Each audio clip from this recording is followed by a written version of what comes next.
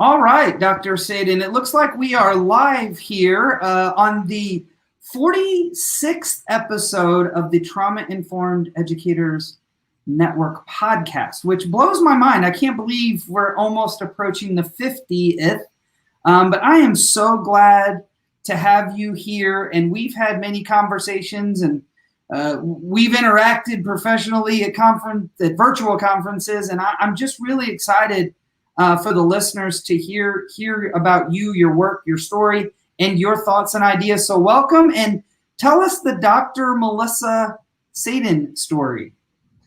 Before I get lost in talking about me, because who doesn't want to talk about themselves? I just thought of this right now. I need to thank you on behalf of the Attachment Trauma Network. The ATN has one of the largest national conferences for educators by educators. They are a nonprofit that's near and dear to my heart, and you have given of your time to ATN time and time again.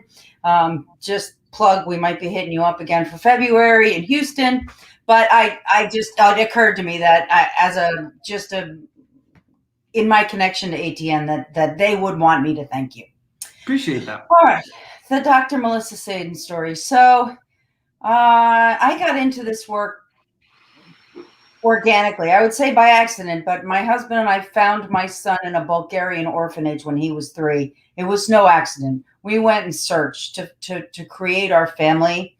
That journey was, pardon me for using this term, but mystical at times. Like what we just followed and found my son. And I'm quite certain that he was meant to be a very large part of my life. And so he has been. At that point, I had my first master's special ed teacher. I've taught like all grades, 2nd to 12, started 12 and worked my way in the other direction. And I had my master's in behaviorally challenged children. So I'm a big fan. Now, I'm going to date myself, but it was the 80s. B.F. Skinner was like the latest and the greatest guy. And so I came out of there with antecedent, cause and effect. And then autism became a thing. And I got my BCBA, and I was all ready to take on this toddler who everybody warned me was going to have more behavior, but adoption problems, which of course, thanks to the current neurobiology, we know most of that was myth and based on bad science. But I thought I was ready. I can do this. We brought this beautiful boy home, and I realized I knew nothing. And if you've ever raised a child where you didn't know what was wrong with them, it's a uniquely terrifying place. Worse, you go try to get people to help you, and they blame you. You know, I got what I call the head tilt, which I actually encourage my teachers not to do when we talk to parents. You know, yes, Mrs. Sadin, maybe you need a little more discipline at home. And I'm like, discipline? The kid is like grabbing pictures off the wall and throwing them at me, which is, that's just not a tantrum. So I went through these years of feeling very alone and found the Attachment Trauma Network, found my, tribe, pardon my use of that word. I don't mean to appropriate, but I found my people. And so I started to understand, and everybody who knows me knows that I am a huge fan of Dr. Bessel van der Kolk. He probably should start paying me money. But I read an article where he, put forth his concept of developmental trauma. It's developmental trauma. He gave us post-traumatic stress disorder, This is his wheelhouse. And he was just like, there's more to the story. Children who don't get what they need, who might be hurt by the people who should be caring for them. And I was like, oh my goodness, this is not my fault. So this was a 10-year shift. And so then Theo and I set about helping his teachers understand. There were years where teachers were like, tell me more, I need to understand him. Those were definitely the years where he learned and gained information and established relationships.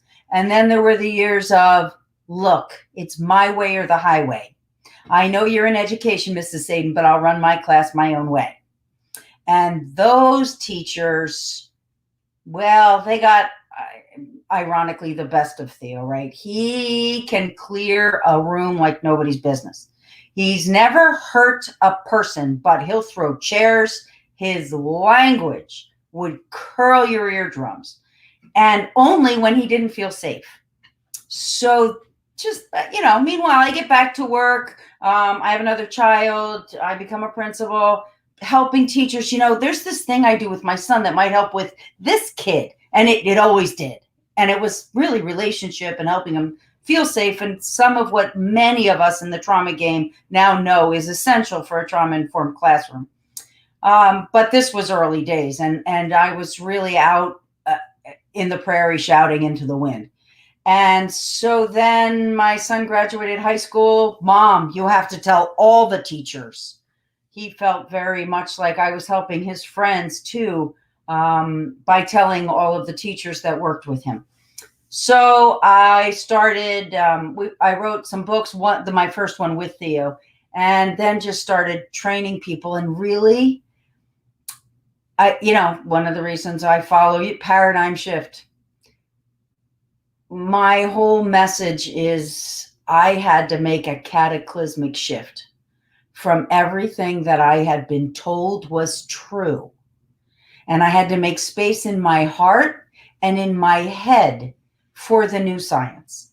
And I watch teachers and administrators and anybody who works with kids, some run right to it. Some are sort of already there. I call those people kid whisperers. Mm-hmm. And then other people are just, clawing and fighting and trying and sometimes resisting because they're afraid.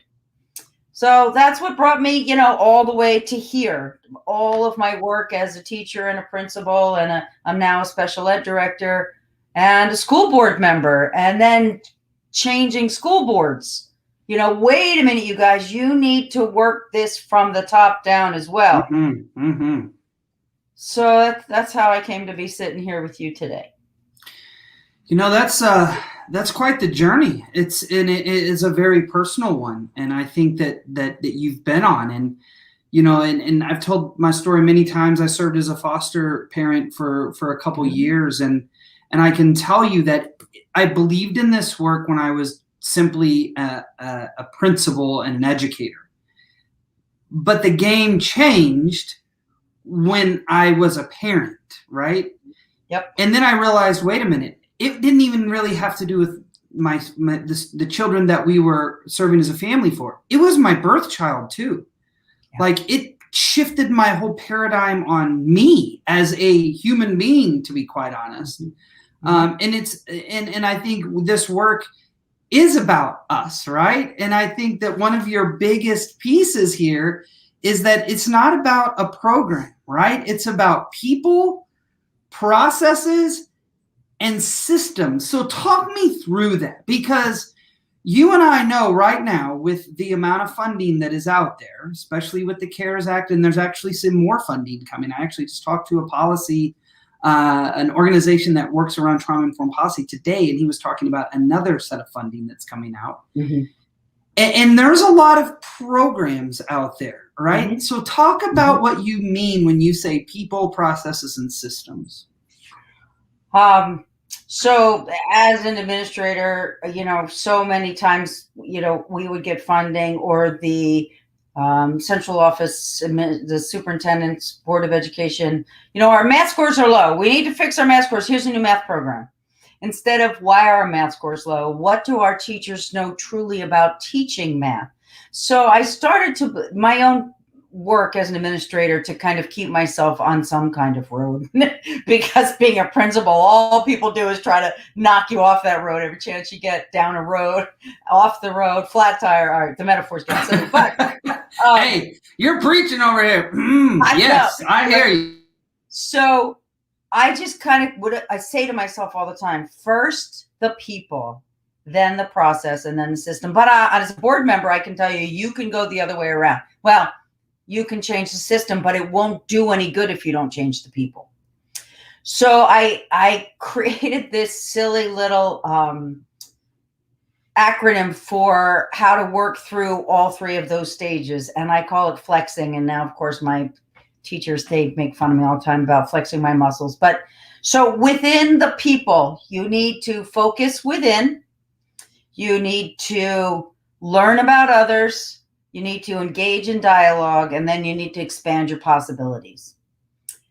So looking at the people in your district, what do they know about themselves? How much time do you give them? Yes, ACEs is good, but even better, the resilience survey. Never do the ACEs survey without the resilience survey. Cultural competence. What's my cultural self? Did I grow up in poverty? Did I grow up in a 5-bedroom home? So if my demographic of kids is not that, what do I know about them? So I have to start with who I am.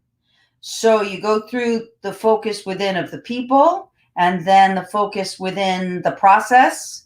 Do we have processes in place where people get a chance to focus within? New teacher hiring processes, right? So you end up being able to leave no stone unturned. And then a big word for all of this is sustainability. The CARES money is coming. There's a lot of it, finally and thankfully, but it's going to take years for the typhoon wave that was COVID to reach the shore. And if we just throw money, I got to train my teachers in August on mental health, because mental health. So I'm going to bring somebody in for a day and I'm going to teach them on mental health. And then, we have to bring up the reading score. So we're going to try a new reading program. And then if you don't stop and focus within yourself, your staff, what are our systems? How do we treat kids? What do we do in response to kids who are hurting? So, and that becomes the systems, right? So then you need to learn about others, and I create opportunities for exchanges. Again, what's our faculty ACE score? No, I don't need anybody to stand up and say, I have 6 ACEs and here's my life. Unless, of course, they want to, but you can learn about others without exposing them and or make them uncomfortable. How often do you sit with your staff and say, we called it data mining? And then my staff admitted to me that made them all groan in great pain. So now we're calling learn about others. But how are the kids doing? Do we have a frequent flyer list to the nurse? How many kids are needing to come out of the classroom because they're failing to learn or interrupting the learning of others? I don't like to say thrown out of the classroom because I don't use that language, and I don't encourage my teachers to either. But, maybe you need some time somewhere else right now. Language is everything. That's another great place to learn about others. Do we have a common language? Let's learn about our processes. I have sometimes worked with staff in other school districts, and they don't know what RTI is. Like they don't know what response to intervention means. And of course, every school district has some kind of multiple tier system support, PBIS, RTI, whatever you want to call it. And nobody ever stops and says to the teachers, this is what this is. Because good teaching really is going through, right? Let's lay it out there for all kids, and then let's differentiate for who's not getting it, and then differentiate some more if they're still not getting it. So then you need to engage in dialogue. And so that big piece of cultural competence, but also being okay with talking about it. I call it peeling back the layers. We sit down. My teachers will say, I got a KOC, a kid of concern. So we just sit down. What do we know? Let's peel back the layers. What do we know is going on in the house? Honestly, we may not. It's okay to guess, because even if we can't find anything concerning about a child's life, we still need to peel that layer. Okay, mom and dad are living at home. They're college educated. They are paying their bills without too much sweat. They are completely engaged in learn. Okay, good. Let's peel those layers back. We need to do this with every child, not just the child who needs to, learn somewhere else sometimes. And then we need to expand the possibilities. Boy, you just have to keep your mind open and constantly, what else can we do for the people? What else can we do for our processes? What processes aren't working anymore? And then again, as a school board member, I started running the school board members, most school boards have a retreat or some kind of summer workshop where they should take a good hard look at the data. They should look at, what HIB, harassment, intimidation, bullying numbers, really take a look at it and then compare that to the demographic of the staff, what's being done about that. My favorite, which again might offend some of your listeners, but suspension harms. It doesn't help. And if you keep suspending the same kids, if you keep doing the same thing, expecting different results, who's the insane one? So I use flex all the time. And then I'll say, okay, is this a people, a process, or a system problem? And then I use flex, and I drive everybody I work with crazy because I've always worked. I'm always got my fingers going. But we have to stay on the road. And if you some of us get a whole lot of money and we don't know what to do with it. Mm-hmm. Some districts are supporting their principals with a good curriculum instruction department who's helping organize some of it. Some districts are here principals. So I could have 10 schools and you might all be doing something completely different. Not that that's a terrible thing, says the principal, because sometimes I wanted to do that. Yeah, I need full autonomy. I'm not even going to lie. Yeah, right. I mean, and I want to go back to a piece that you said about expanding possibilities, because I think that's the space we're in right now, right? And I've been doing a frequent talk about the opportunity in the midst. We're in the midst of opportunity because we really are. Mm-hmm. The law of change shows that when there's multiple types of disruption, there's man-made, there's natural. When that equilibrium is kind of out of whack, it actually provides opportunity for change. And so I think right now is an amazing opportunity for schools, especially, to think differently. I mean, I'm going to be honest. If you would have told me a year and a half ago that I would have 5-year-olds meeting on Microsoft Teams, which was designed for corporate America, and teaching adults how to functionally use all of these features, I would have called you a liar. Yep. But I look back and go, I mean, why didn't we consider some of these pieces before, right? So I think that we are in the midst, when you're talking about expanding the possibilities, this is the opportune time to do that. And some of that has to come from some autonomy and risk and vulnerability, right? I mean, those pieces are so important. So how have you taken that I mean, you've been a principal, you've been a school board member, you're the director of exceptional. How has that risk and vulnerability played out in your role as a administrator and school board member? So one of the things, many states have very rigorous professional development expectations. Some even, dare I say, fund those expectations. But what they generally don't do unilaterally across the country is train their school board members on what schools are doing. I've met school board members from national conventions that don't, they come over to me and say, what is curriculum? And never mind IDEA. They don't even know what that is and how much of their budget's going to that. So we need to work on those people and teach them. Administrators, historically principals, superintendents get more training. I'm not going to guess why. Could be money, could be time, could be it's easier for them to get away. I don't know. I don't know. I've never been a superintendent, but I know the research. And the research is that the least professionally developed members of an entire school district are the principals. And so if they don't get time and money, I've had principals come up to me, okay, we want to be trauma informed. Can you do a day? And when I say, what do you want your staff to be able to do when I'm done? And they're like, I don't know. Well, I don't know. Well, maybe you need to make sure you know what trauma informed is. And I prefer resilience anyway, because that includes cultural competence. Just, mental illness. Mental illness is not trauma. Trauma is mental injury.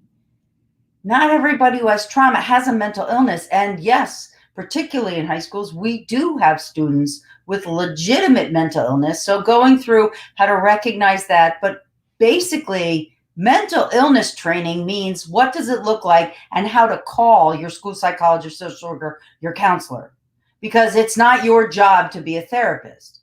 But trauma informed, that's creating safety and connection in your classroom, teaching your kids, teaching yourself to be regulated, what that looks like, and then helping them learn by building executive function. So trauma-informed teachers are healing the brain that may have been traumatized and expanding the non-traumatized brain by gazillion. Well, and as a principal, is a whole different thing.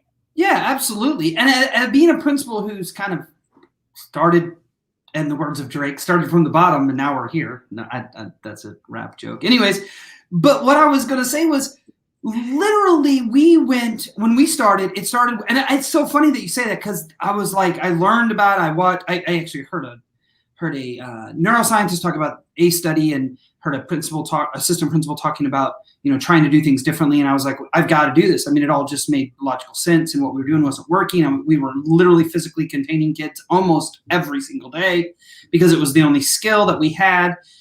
But when we started, it was every month. And here's what I love to say. There is no finish line. Like, right. There is no most trauma-informed school that exists. It doesn't exist. This is a extremely long, forever journey of adjustment. And when you're talking about learning about others and expanding the dialogue around cultural competencies, like, all of these worlds and realms are starting to come together to make so much sense around trauma-informed education. Mm-hmm. And I think that's the fad right now, Dr. Sadin, is we're going to be a trauma-informed school, and we're going to do a single training on it. And I'm going to tell you, we've been doing this work this will be our 7th year. I still feel like we have to go back to the basics sometimes. I call it the reading revelation. Matthew, how many people learn to teach reading after going to a one-day training? First of all, who does not teach reading? Right. Every single person that teaches kids, phys ed, our specialists, our artists, our musicians, our senior thesis teachers, everybody's teaching children to read. And we all learn about it, and we keep learning about it, and more information comes out. And I'm a big fan of just the spiraling professional development that happens thanks to a lot of the great reading associations nationally and statewide. We need to start looking at trauma-informed teaching, and I'm moving away from that term. Building resilient children. They have been hurt, many of them physically, by the quarantine and the pandemic. Mm-hmm. All of us have been wounded, if you will, in some way. Maybe small, maybe great. We are collectively healing. So building resilience will make us more resilient to whatever comes next. Mm-hmm. So it's not just about, and the other myth with trauma-informed, which is why I'm moving away from that term, is they think it's their 5%ers. Yeah. Well, we're just going to do, the priv-empathy is a term that I learned from the RISE section. Oh, those poor kids. We're going to help the poor kids, whether we're talking about socioeconomic or not. We're talking about those 5%ers, and sometimes they're the kids that people wish they could send somewhere else. But trauma-informed is tier 1. It's general education. It's everybody. And if you create a resilient school community, your 5%ers become a 0.1%er. It's never going to be 0, but it's going to shrink tremendously. Like you said, if you're restraining kids daily, full stop. That's not, because of where our school is. No, and we need to start telling educators, stop blaming your community, stop blaming poverty, stop blaming parents. Yep, absolutely, 100%. And that's exactly where we hit. And I'm going to be honest and tell you that, like, this, this, and I think you'll agree with me, this work is all about the adults. It's not about fixing kids. It's about changing paradigms on how adults feel and systems operate, and how the idea of behavior management, it needs to go out of the window. And when you're talking about resilience-based education, I had I had an amazing guest on the podcast, LaToya Nelson, who continues to use the idea of healing-centered education, where it's about healing, right? And it's about providing safe, stable, nurturing environments, relationships for kids to process and to come out more resilient and stronger, right? Unfortunately, I hate that we even have to say building resilient kids, because I wish we didn't have to help build resilient kids. That should be called education. Yeah, that is exactly right. And, you know, in 2001, when we started doing these big tests, the move, everybody's like, oh, education these days, you don't know when I was a kid 30 years ago. Well, yeah, we're not, it's nothing, we can't compare, right?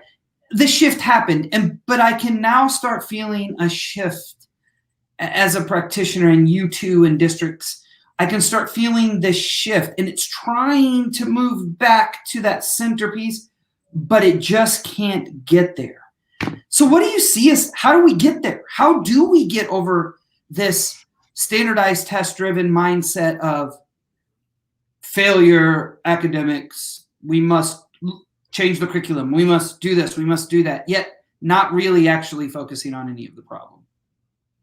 I think, again, it's educating the people, and then giving them, so let's just take bias, and it could be cultural, it could be intergenerational, it could just be, I don't like people who drive below the speed limit, right? So that's a bias. And honestly, my friends will laugh, because I have come a long way as measured by Melissa gets on the New Jersey Turnpike. And no, not everybody in New Jersey lives near the New Jersey Turnpike.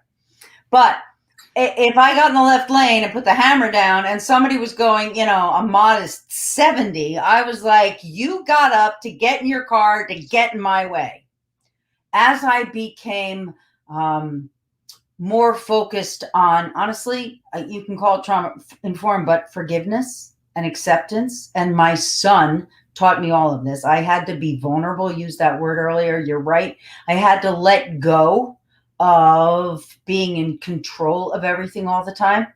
It shifted my teaching, because there are teachers who lead the kids and teacher who follow the kids, which is poor classroom management, and teachers who walk beside the kids. And so I thought I was somebody who walked beside the kids, but meanwhile, I was telling them what they should be doing. And my son helped me understand that, in fact, what if I just kind of stood next to them? So that shift for me was about living with Theo, was about reading and learning, was about confronting my own bias. And this is a lifelong engagement. And I really feel like, if you're not ready to focus on who you are, I feel like education's not the place for you. Because if you're going to go in there to do things to kids instead of with them, and if you're, because I worked with a teacher for 3 years. Finally, she did leave the profession. She could not, she was terrified to just ask a question and so where do you think we should go next with this topic? And she couldn't do it. She couldn't leave any silence hanging in the room. And consequently, she struggled despite her best caring efforts with classroom management. It has to be this internal thing. Oh God, I don't know if you're old enough to remember, I'm okay, you're okay. But honestly, I know who I am, and I'm going to help you find out who you are. Yeah. And shame is a huge piece of this. It's what I've realized as I've been in school administration, that a lot of adults feel a lot of shame for not knowing, and there's a guard up. I can't. Shame. Or then Yeah. we take out the Danielson or the Strong or some horrible evaluation system and beat them over the head and tell them we're helping them grow. Yeah, true that. And I think that relinquishing of control I see as a biggest barrier for a lot of people, right? Is that it's based in shame, like, well, what if? What if I'm perceived, or what if it doesn't? And I think that's such a driving factor that schools don't talk about enough, and have those conversations, like you said, the vulnerability with your staff and having those conversations. And we have had those conversations, and I will tell you, those are the best conversations when people are willing to be in that space. We never make anyone, but it is powerful when people start sharing, because then it's kind of opening that opportunity to get to know. And that was even part of your piece. I think another piece that we need to discuss in this topic is when we talk about, oh, here you go, you ready? It's a buzzword, but we're going to dig into it. Self-care. All right. Yeah. So we hear that all the time, but it's true. It really is true. And I can give you an example. I used to talk about self-care. Oh, I love to go ride my bike. And that's true. It's fact. And it did help in the moment. But what true self-care is for me is completely unplugging. I'm very, very, very fortunate. My family has a very tiny little cabin in the middle of nowhere. There's no internet, there's no cell phone, and we don't have television there. When we go there, that is real self-care. Like, no agenda. We just go, and I unapologetically can't talk on my phone and can't answer an email because can't. And then understanding your own personal dysregulation and how your body and you respond when you're dysregulated. That's, to me, where my self-care began to change. When I started feeling those triggers of like, like this parent, this child, this teacher, I can feel myself getting in that space and being like, Yep. And what we call habit 5, seeking first to understand, then to be understood. No, I'm going to sit here in a listener's stance and space in my head, in my mind, in my body. I'm going to get back to where I was. Okay. Like, that's what prevents me from feeling stressed out. Like I'm never going to work again in school. So tell me about what do you think when you hear self-care, and what does that mean? Oh, stop saying it. I am both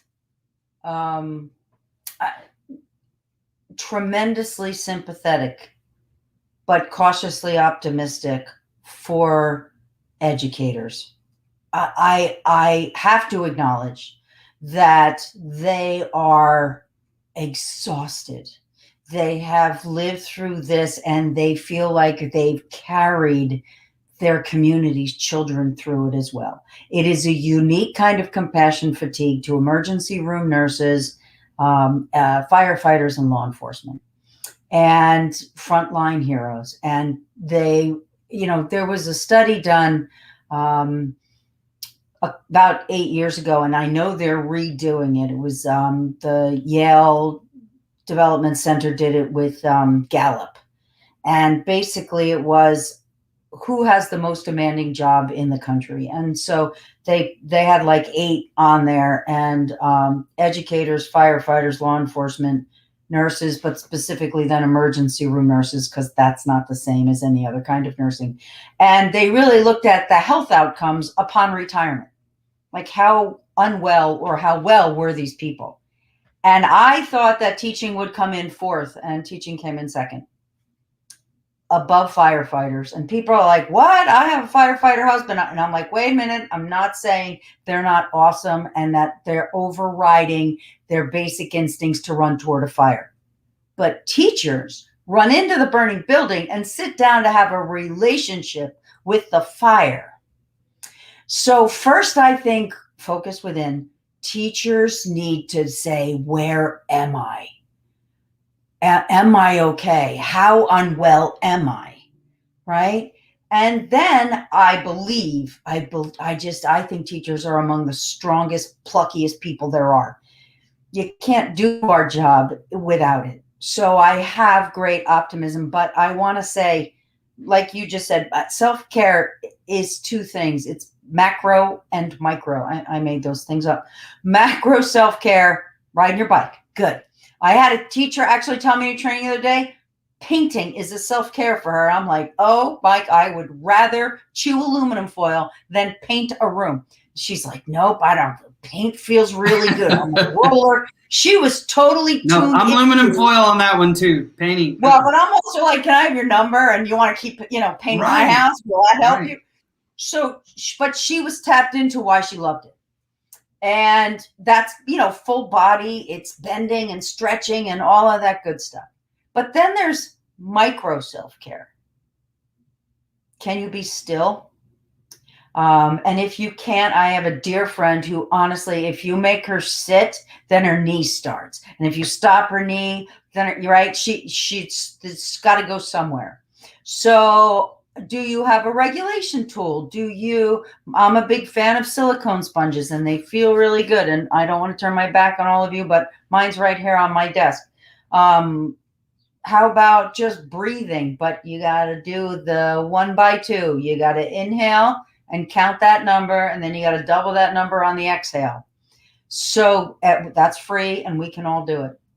Find something. Spend the summer finding something that takes you, like you said, back to where am I? How am I feeling?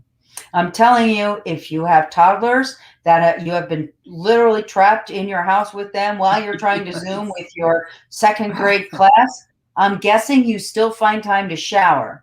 No, showering is not self-care, that's hygiene. And thank you to all of you who do it. But you stand in that shower, just stand there. Stand up straight, focus on your feet. Like, oh, there's my feet. They're actually planted on this shower pan or the bathtub. And then count to 30, but don't cheat. 1 Mississippi, 2 Mississippi. I got to 3 the first time I tried this before I forgot I was counting. Yeah. All you have to do is count and just focus on the water. Let it run down over your ears so you can't hear the kids banging on the door. That's micro self-care. Mm-hmm. When you experience ongoing trauma like we all have with it, this pandemic's been loss and lack of control and loss of family and loss of routine. So everybody's experienced something with loss of jobs and financial security, of course, but not knowing when, if there was going to be a vaccine, when, how would we get it? When, how would we be able to walk around safe? Do I wear a mask? All of this is a tremendous burden on our stress response systems. And I beg educators, you have to do something about that this summer. Yes, return to some sort of sleep patterns. If you have a cabin like Matt or the beach or find your happy place, but you need like a daily kind of thing that you can do that starts to bend back your stress response system. Because what we know is it doesn't go back by itself. That's the kind of thing that, and if you lead a group of educators, you're going to have to start the school year with a process for doing that on a regular basis. What is your we do self-care. We had a yoga instructor come in. No, does the yoga instructor come 3 times a week after school? It can't, it can't be a one undone because it's going to take us as long or longer than the pandemic itself to recover. And we know that our children will take a long time too, and we're going to have to be there for them. Absolutely. And, I've had a conversation, and she was actually a teacher during this time. But there was a time in recent history that the way educators are perceived and the way we perceive ourselves changed. And that was Sandy Hook. When that happened, the perception of what school and educators do changed almost instantly.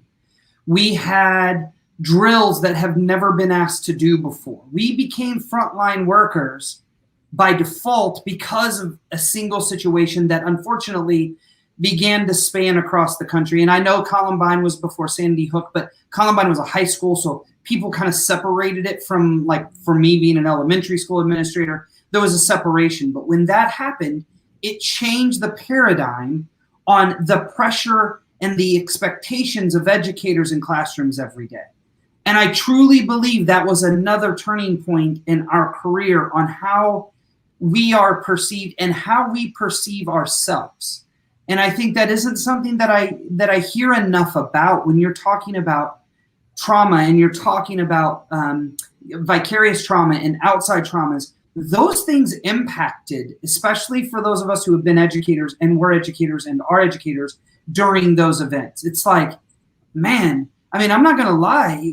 I think about those things sometimes and I'm like, why am I thinking about those things? Yeah. And it's because that's layers of extra expectations and stress that have been laid upon us.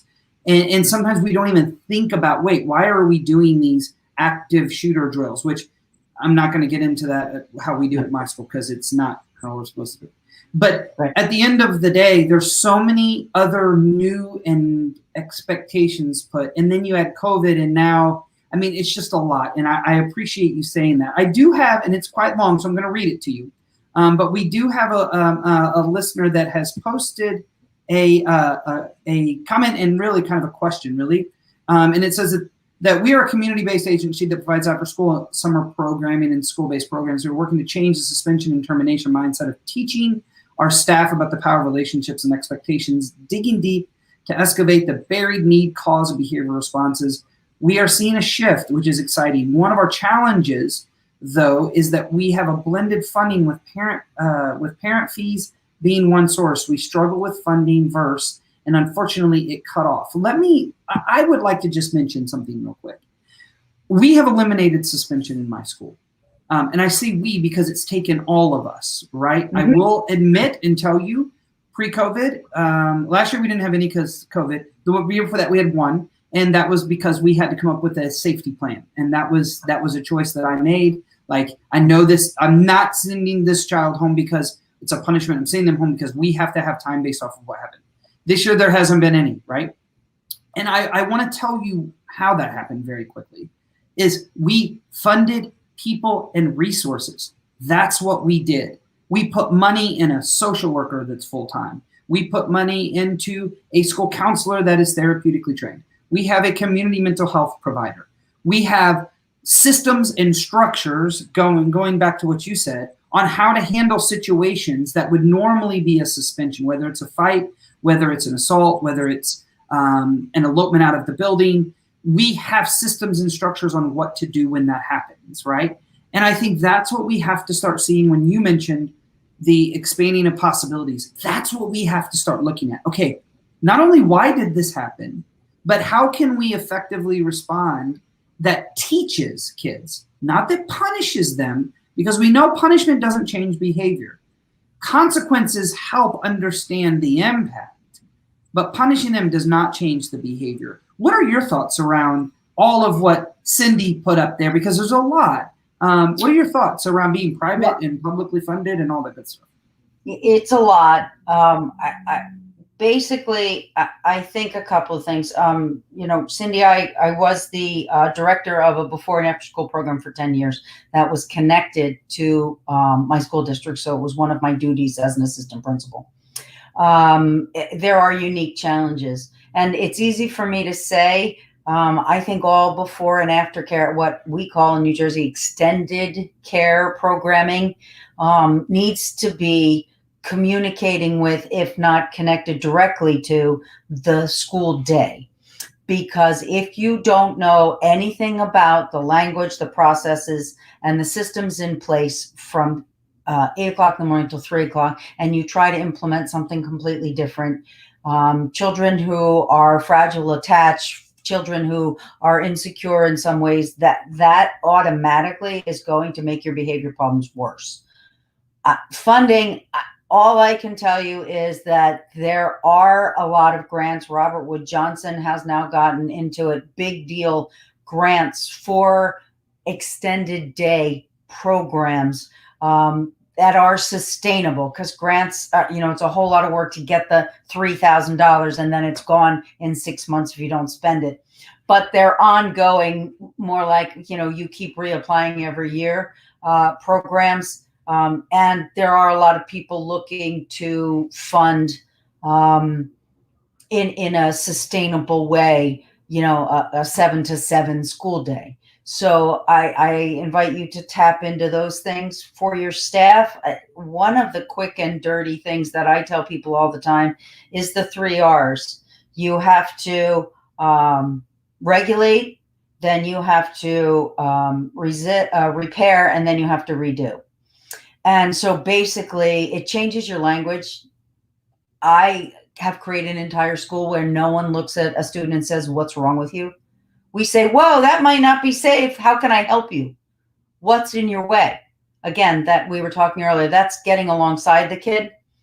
And then you need to make sure this child can get regulated, because in the middle of refusing to eat their snack or trying to run out the door or not coming back in from the playground is not the time for a lecture or a don't you know what the rules are.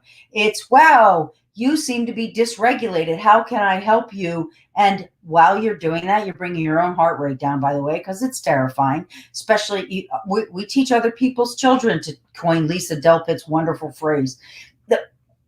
Like the fact that they would run away is terrifying. So you have to regulate, you and the kid. Repairing is the greatest way to build resilience, heal trauma, and help kids build relationship with you. So how can we fix what we broke? Maybe it's a relationship. Maybe it's the chair. Maybe it's the rules. How can we fix them? What can we do? Responsive Classroom uses a term called apology of action, which I've totally taken and use all the time. So, if your staff can just keep focusing on the 3 R's while you search for funding, I think that your program will see an increase in positive energy, and you won't spend as much time on responding. You want to become proactive instead of reactive all the time. And I think that is an amazing focus. This is about proactive work, right? There is some reactive work in it, but if you don't put in the proactive, the reactive is not going to change anything. And I think that, again, it's why, and I don't know if you know, Dr. Sadin, but we are actually hiring a full-time teacher of mindfulness and yoga that is going to be doing, and it's not teaching kids mindfulness and yoga necessarily. It's more about regulation. We're actually going to start teaching kids, just like we do with school counselors and rotations, the neuroscience about being dysregulated and what happens to your mind and your body. And then we're going to teach them strategies because we've already used something called Move This World. And matter of fact, the founder was on this podcast where they taught emotional vocabulary and they taught de-escalation strategies. Now we're actually adding a person that's going to do that, but we're going to teach the neuro development, right? And those are the proactive approaches, those morning meeting times of community gatherings. That's proactive, right? When you see a kid walk in your building and you can tell they're off, stopping them and saying, is everything okay? You look frustrated, or what are you feeling? Hey, do you want to come with me for a minute and just kind of get yourself back? And I do that. I'm not joking you. I probably do it 3 out of 5 days a week. And and the kids come in. I have a lizard in my office, which is the greatest tool for regulating kids. I also have a giant Lego set that lights up, which is also a great tool for regulating students and myself sometimes. But just having those pieces of going on the front end instead of waiting. And I used to hear this all the time. Well, I mean, he came in on 100. Yeah. Okay, so did you get him back down to 50? Mm-hmm. Or did you push the throttle to get him to 120? And those are those proactive pieces. I think that's great advice. And I told you this was going to go fast. Like, it went really fast. And I knew that, and we didn't even really have a plan. I hope people know that these podcasts are not planned out. I don't give you questions. We literally say, what do you want to talk about 5 minutes before? And we jump on and we just talk. That's what I love about these. These are just conversations. So Dr. Sadin, if people want, first I have to ask the last question, then I'm going to ask you the question I was about to ask. What do you want educators to know right now from you? What do you want them to know? It's a marathon. Make sure you're hydrated. Right. So if you're gonna, and I don't run from a fire. Seriously. I mean, I tell people all the time, I'm a power walker. I love yoga. No, I haven't run for, 30 years. My point is, if you were, say, to be a runner, you have to hydrate throughout, especially if you're going more than a couple miles. You can't just drink a ton of water before you set out. So that's what we do in the summer, right? We're going to drink a ton of water, and then we're going to cross the desert thinking we're not going to drink again until the following. I'm telling you, Please. We're not metaphorically camels. Create a plan for constant hydration. And school leaders, please give serious thought to what can look different in your schools so that your teachers have a chance to get a drink. It's Memorial Day weekend. I'm really thinking about the drink. Hey, and let's be honest, Dr. Sadin, it's also about the administrators. I think so often there's this fear of administrators being vulnerable and saying, I'm struggling right now.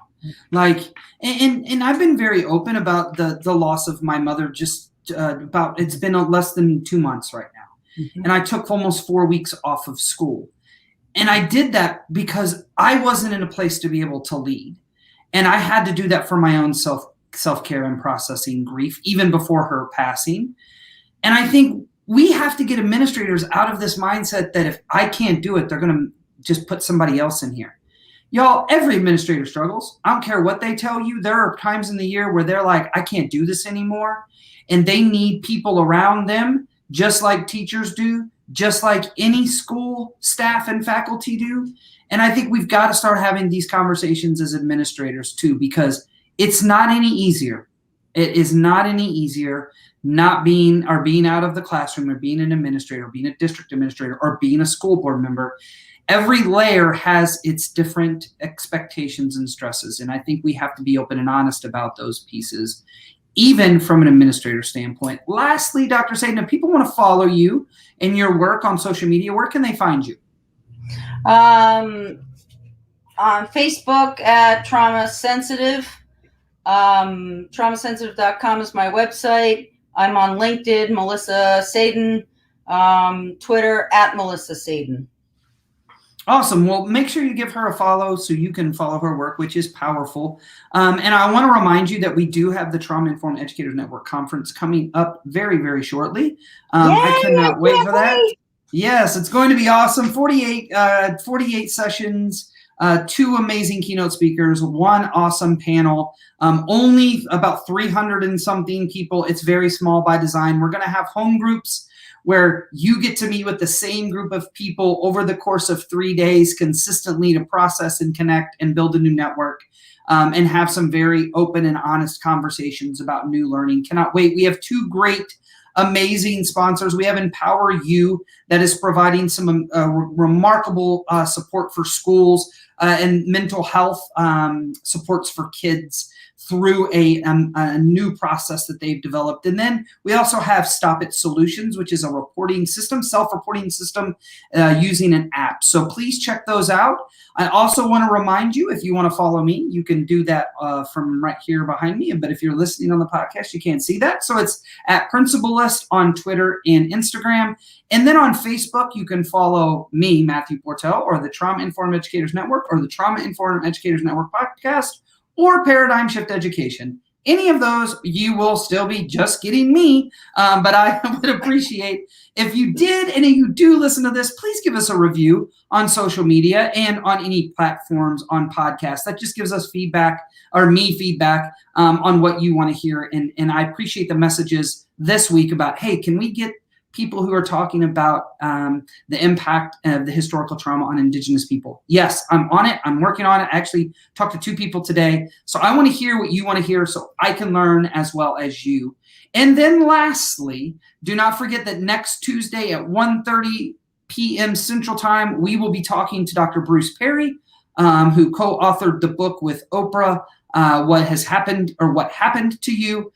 So if you haven't gotten that book and read it, please get it and read it so we can have a great conversation next week. And as always, please, please, please be awesome and wear a mask and be safe.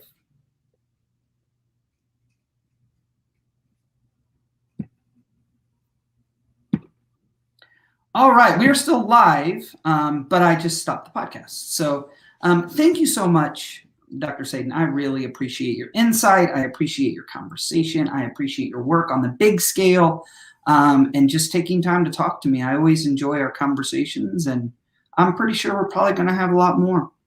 Yeah, I'll see you at your conference, and yes. I think Adrian's going to be reaching out. We're talking about a couple of key featured speakers, if you will. And so somebody will probably be in touch with you. And have you checked out Ingrid Cochran? So Ingrid is actually from Nashville, and I knew Ingrid before she was at ACE. She actually worked for ACE Nashville, and she's been on the podcast. She was really early on, and she presented at the very first Trauma Informed Educators Network conference. I've known Ingrid for a long time. She's asked me the question on how do you teach your son whiteness?